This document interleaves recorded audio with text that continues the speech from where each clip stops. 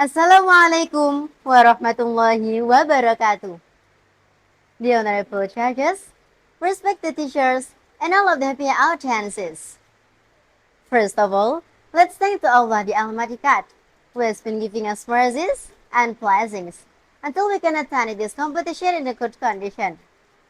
Secondly, may salawat and salam always be given to our beloved Prophet, Muhammad sallallahu alaihi wasallam, who has carried us from the darkness to the lightness era, to choose the best choice of the way life, namely Islamic religion. Well, ladies and gentlemen, my name is Rahma Faidus, and I'm from Emma Al-Amriyah of Jerusalem Islamic Boarding School. Standing here, I would like to deliver my speech in front of you all, by the title, From Control to Coexistence. Ladies and gentlemen, look around us. Look at the skyscrapers touching the clouds, the crowded highways with fit cars, and the small devices in our hands that can connect us instantly to the other side of the world. Humanity has achieved extraordinary things. We have built a world that our ancestors could never have imagined. But with this achievement comes a dangerous illusion. What's that? The illusion of control. We believe that we are the masters of nature. We think we can control rivers with dams, control the soil with chemicals, and even control the climate with our machines. For decades, we have lived with a narrative that progress means conquering nature. And at first, it looked like we were succeeding. We grew more food, built larger cities, and invent technologies that give us comfort. But now, look at the results more closely. Rivers so polluted that fish can no longer survive. Forests cut down so quickly that entire species disappear, and the climate so unstable that storms, floods, and drought have become part of our daily headlines. Nature cannot be controlled. Nature responds, and its response is often harsher than we expect. At this point, faith offers us a powerful reminder. The Quran says, A'udhu billahi minasyaitonir rajim.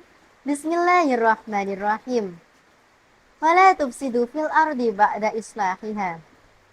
And do not cause corruption on the earth after it has been set in order.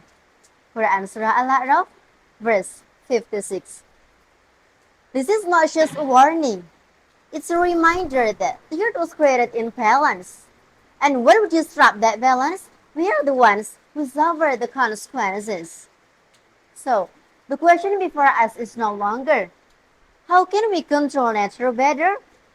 But rather, what if we stop trying to control it? Imagine this for a moment. What if, instead of seeing nature as an opponent, we saw it as a partner?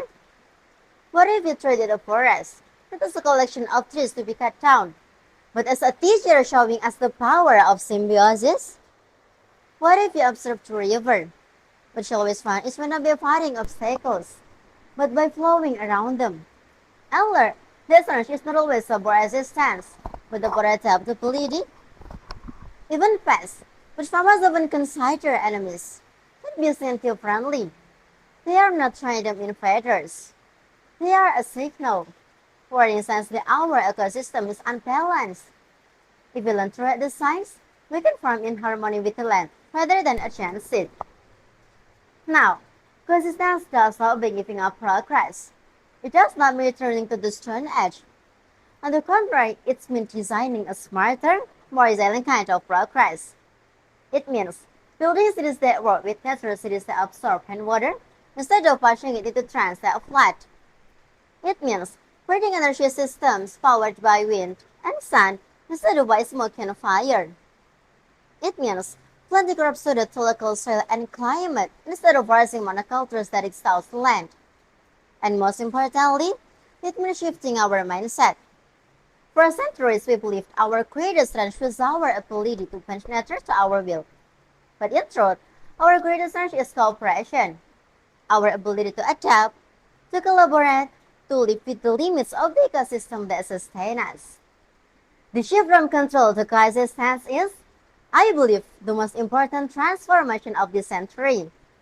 Because the truth is, we are not outside of nature. We are not observers looking down on it from above. We are part of it, one strand in a much larger and more complex web of life. We are not the conductors of the orchestra. We are just one of the players.